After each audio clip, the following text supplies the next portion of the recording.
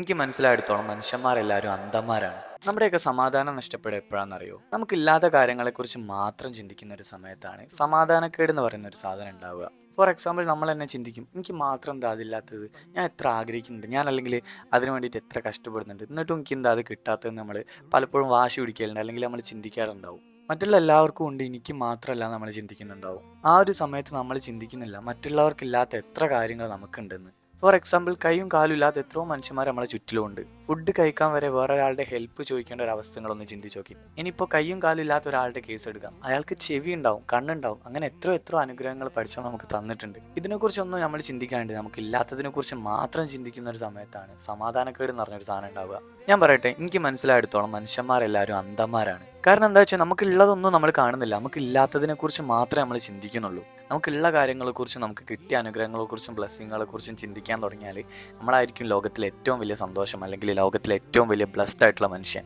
So സമാധാനക്കേട് വരുമ്പോൾ ഇല്ലാത്തതിനെക്കുറിച്ച് മാത്രം ചിന്തിക്കാണ്ട് നമുക്കുള്ളതിനെക്കുറിച്ചൊക്കെ ഒന്ന് ചിന്തിച്ച് നോക്കി.